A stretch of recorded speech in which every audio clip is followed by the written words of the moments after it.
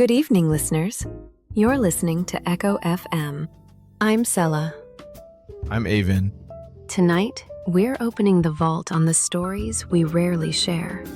The ones about our fathers or the people who stood in their place. Love, distance, gratitude, or the silence that remains. All of it belongs here. Let's begin with a lighter, steady note. We received this letter from Zach, a glimpse into the kind of father who sings his own version of Sinatra. I appreciate his singing and his sayings.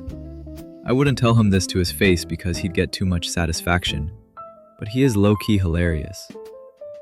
Some of his classic sayings. A nod is as good as a wink to a blind horse.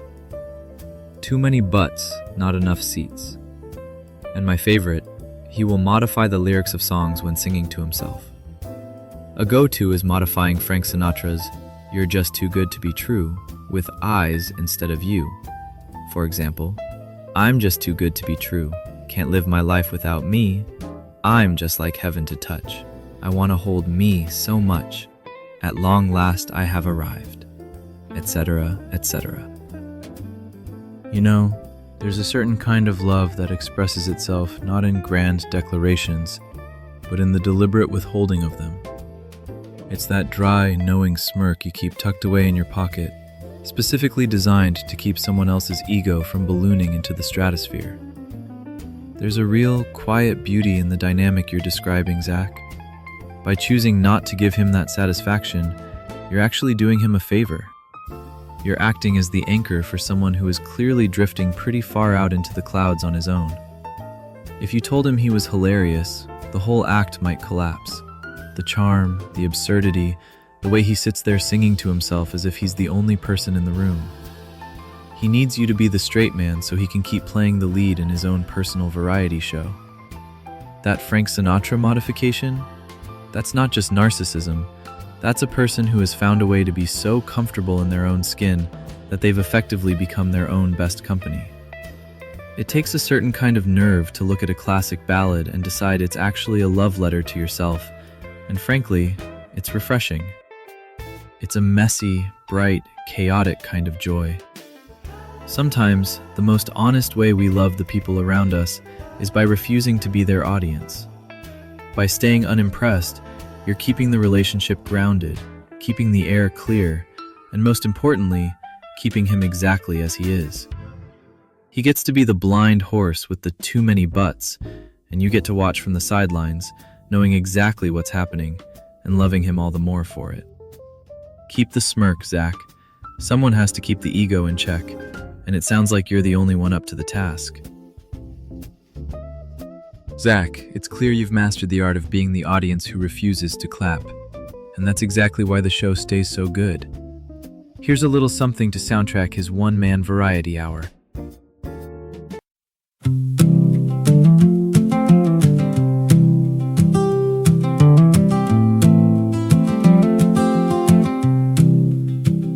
The morning light hits the coffee pot. He's turning up the radio thin.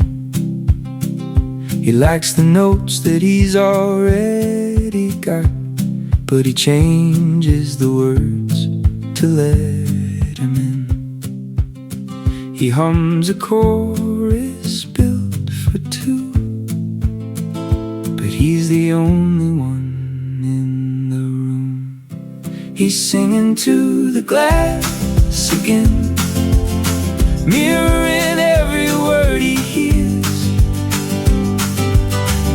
A love song for a singular man, ringing in his own 2 ears. He's his own best audience, and I'm just waiting for the bridge.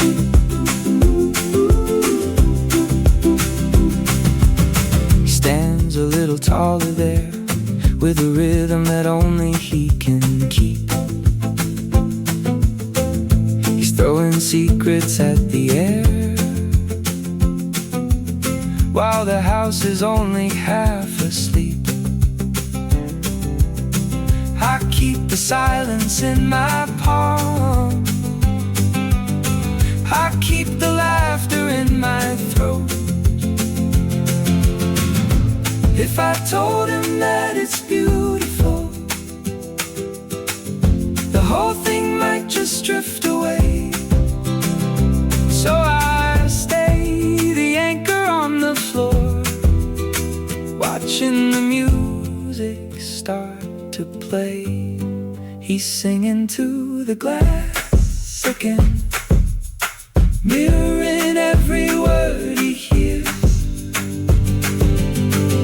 A love song for a singular man, ringing in his own two ears.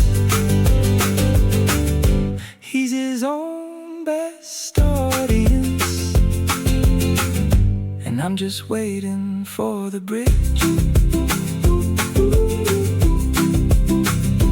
Let him hum, let him lean into the light of his own design. Sing on, just for him.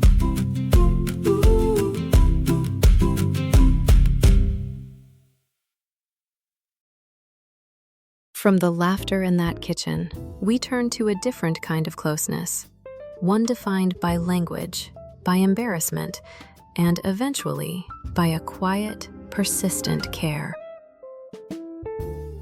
My father came to the States before I was born and still says, "Close the light," instead of "turn off the light."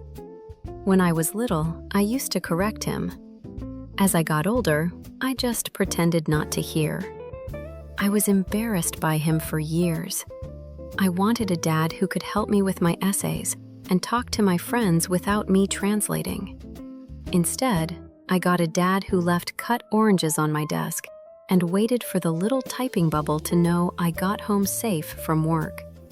He wasn't the dad I wanted, but he did what he could and gave me everything he had. You're listening to the Late Night Air, and I'm glad you shared this with me tonight.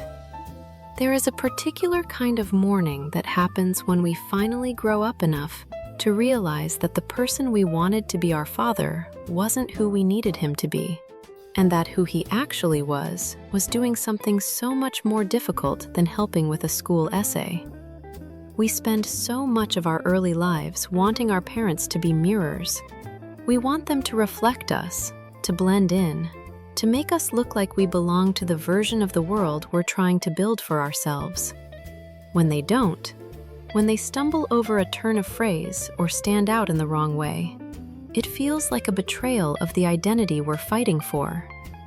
But what you're describing tonight isn't a story about a language gap. It's a story about the translation of love. You wanted a father who could speak the language of your peers, but you were given a father who spoke the language of survival and service. Those cut oranges on your desk, the quiet, digital watchfulness, those weren't chores. They were him trying to secure the perimeter of your life, trying to make sure you were safe in a world he didn't always know how to navigate himself.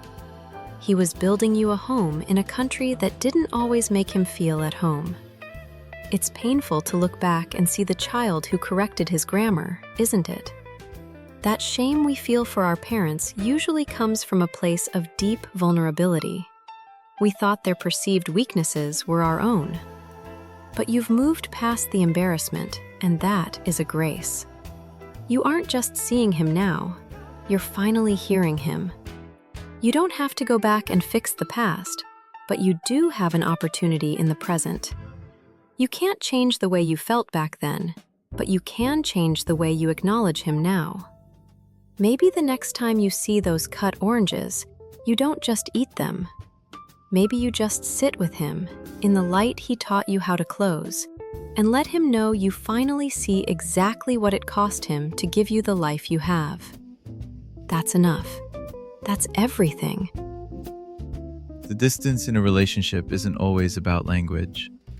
Sometimes it's about the silent walls we inherit. We received this letter from a new father, trying to bridge the gap he was raised in. I became a father 6 months ago, and now I understand less about my own father, not more. When my daughter cries, I pick her up. When she wakes at 3, I walk around the kitchen until her breathing slows down against my neck. This is nothing heroic, I'm just doing the basics. But the basics are what I never got from him.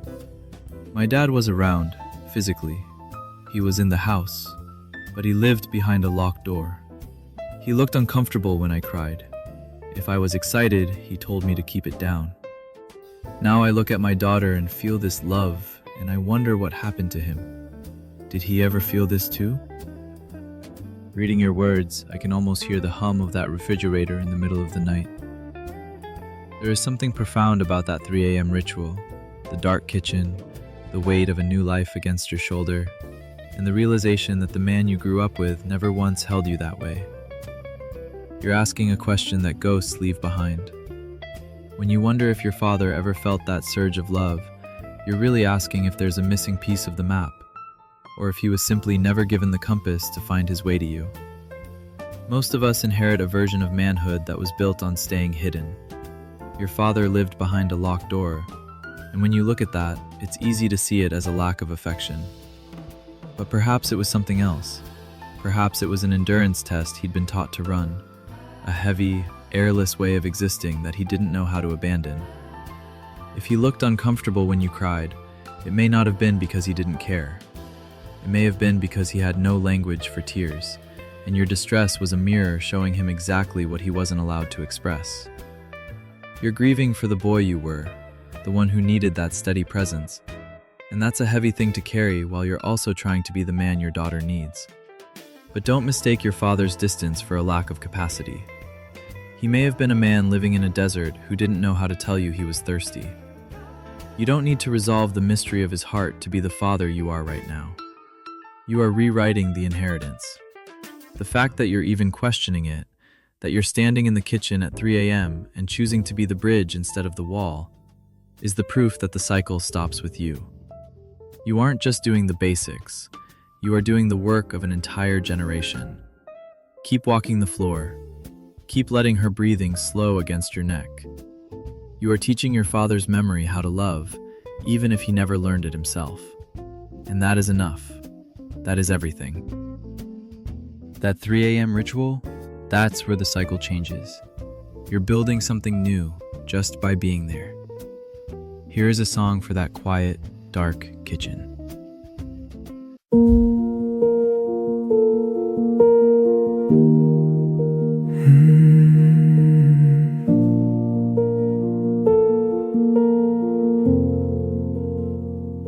The floorboards cool beneath my feet. I hum inside the quiet dark. You're resting now against my chest, a steady pulse, a living spark. I remember hallways long and cold, a door that never turned the latch. You stood behind a wall of stone with no way out and no way back. I feel the ghost of him tonight, and shadows reaching off the wall. The man who waited for a key that he could never find at all. But here in the kitchen at 3, your breath slows down against my neck. I am the bridge, I am the road. The cycle ends in this reflection. I'm teaching the silence to speak.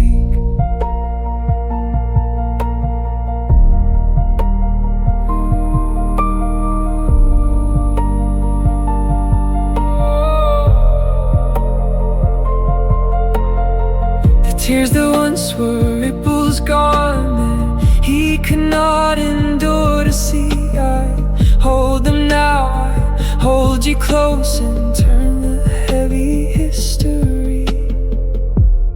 Maybe he was thirsty in the sand, with no map left to guide his hand. But I am here, the light is on, the door stays open till the dawn.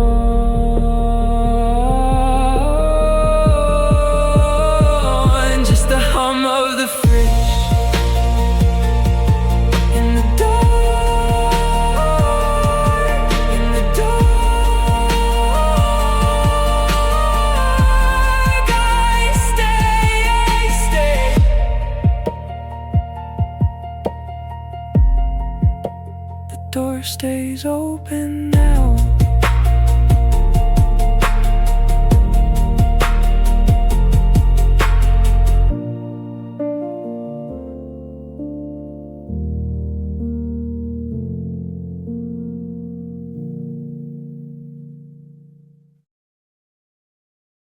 Not every silence between a child and a parent finds its way back to a bridge. Sometimes, the distance just becomes the landscape we live in. We have this letter from Stray. I saw my father 3 months ago, after 10 years. The first thing I noticed was how old he'd become. We sat there and I had nothing to say to him. He had nothing to say to me either. I keep thinking I should have been sadder about that than actually I was. And we never talked about why we ended up like this. I stopped trying to win you a long time ago. Maybe it's since I was in college. I started spending a few weekend hours at an animal shelter, feeding dogs nobody wanted. You found out and called me a no-hoper. You said I should be looking for internships and decent jobs, not wasting time on strays. Things like that happened more and more frequent as I grew into someone you didn't approve. And years later, when all your friends had grandkids and I didn't even have a boyfriend, you told them I was already married and had a kid. It's just because I was in another country, so none of them had met him. When Mom told me about your made-up, I laughed. It was so absurd. I was angry and sad years ago. It was hard to ever think about the possibility that you do not love me as who I am.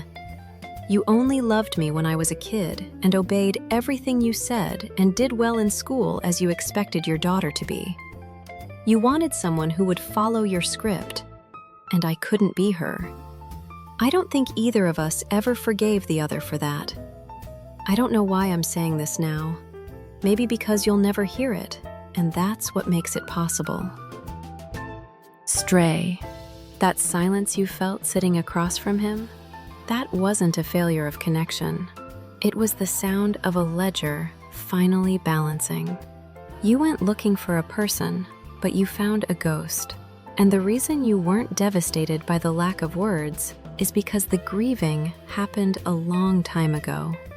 You spent years mourning the father who didn't exist, the one who could have seen you for who you were instead of who he needed you to be for his own pride.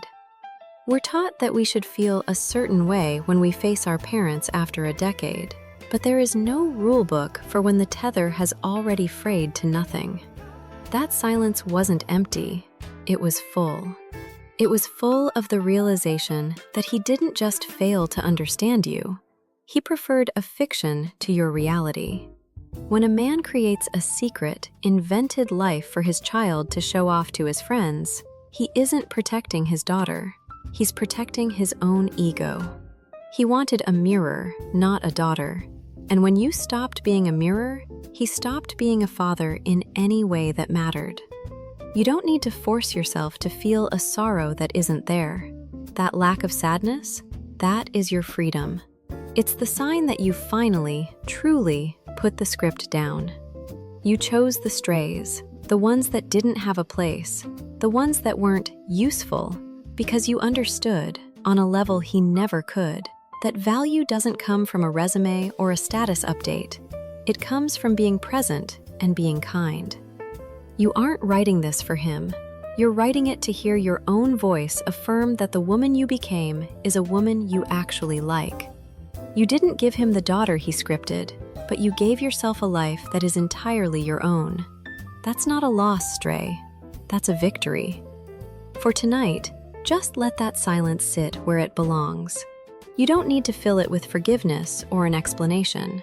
You've done the hard work of outgrowing his expectations. The next step is simply to keep walking in the direction you've chosen, with your head up, in the life you've built for yourself. You're not a stray anymore. You're home. We've heard about the humor, the language gaps, the parenthood cycles, and the long, quiet estrangements. Our final letter reminds us that even when the road is long and difficult, there is still room to say what truly matters. The day my mother died was the Dragon Boat Festival. I still remember being sent, for reasons I did not understand, to have lunch at a childhood friend's home. When I came back that evening, our home was already full of people. They were standing inside, outside, even down the stairs. My father looked at me. I could tell he had been preparing himself for a long time. He tried very hard to stay calm as he told me, word by word, what had happened. From that moment on, he and I were forced into a world neither of us had imagined, and neither of us was ready for. In the years that followed, I sometimes feel it was not only my father watching me grow up. I was also watching him grow. I watched him learn things he was never good at. I watched him take on responsibilities he had no choice but to carry. I watched him endure the quiet humiliations and disappointments of life, some of which, if I am honest, came from me. But he almost never complained. He just kept going. Over time, he learned to make peace with his own life. He also earned the deep trust of my mother's family. And I, over all these years, went through my own long road, from questioning him to slowly understanding him. I did not become another version of my father. Maybe I never will. But this year, as the Dragon Boat Festival and Father's Day arrive so close together, there is something I want to say to him. Dad, you have grown so much. You really did well. The trust that was placed in you all those years ago, you did not betray it. You carried what had to be carried.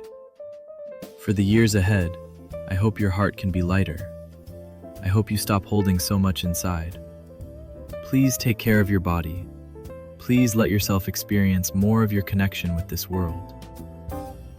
It is quiet in the studio, and reading your words feels a bit like holding an old, well-worn photograph. One where the edges are soft, but the reality captured in the center is sharp and enduring. There is a specific kind of grief that doesn't just ask us to mourn what we've lost, but forces us to bear witness to the people we are becoming in the aftermath. You describe a home suddenly full of people and the weight of a silence that followed. But the most profound part of your story isn't the tragedy itself. It's the slow, steady hum of two people rebuilding a life in the wake of an earthquake. We often think of parents as finished products, as if they arrive at the threshold of parenthood with all the answers already filed away. But the truth is, most of them are winging it. Most of them are learning to be the person their child needs, while they are simultaneously mourning the person they were just yesterday. You saw that. You saw the cracks in his armor, the quiet humiliations, and the way he had to hollow out parts of his own soul just to make room for your survival. To see your father not as a monolith, but as a man who learned how to be whole while holding a heavy, broken piece of his own life. That is a rare kind of clarity.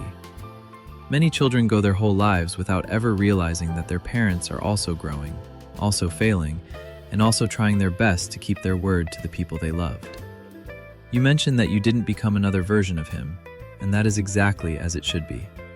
The greatest tribute you can offer him is your own unique life, built on the foundation of the safety he carved out for you, even when he didn't know how to do it.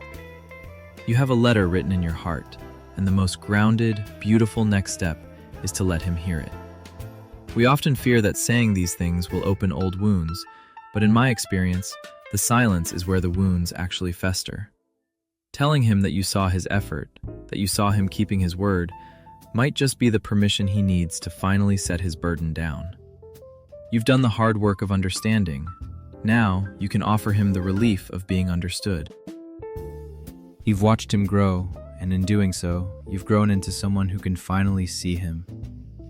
This is for the man who carried everything, and for the son who finally knows why.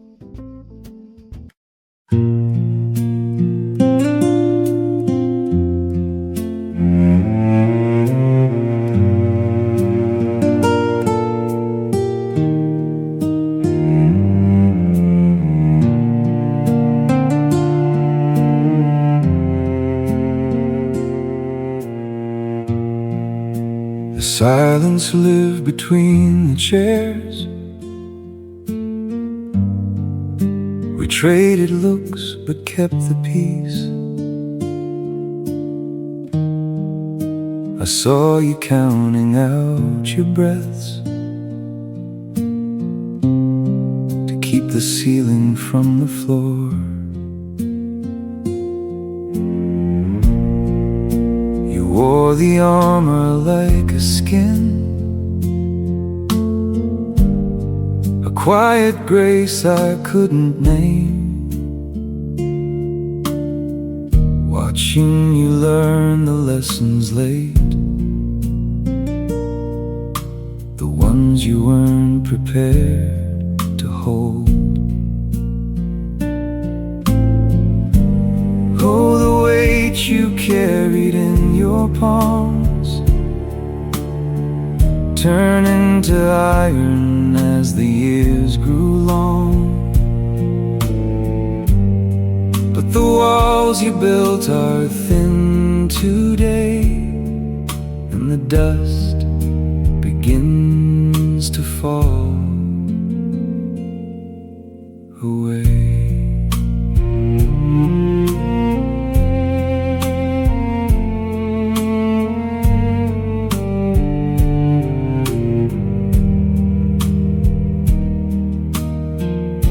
I watched you grow inside your skin, a man becoming something new. I am not the echo of your life, just the harvest of the path you walked. Now put the load beside the gate. The work is done, the day is thin. You gave your life to hold the line. Now let the morning pull you in. Just be here now. Just be here now. The iron fades, the hands are still.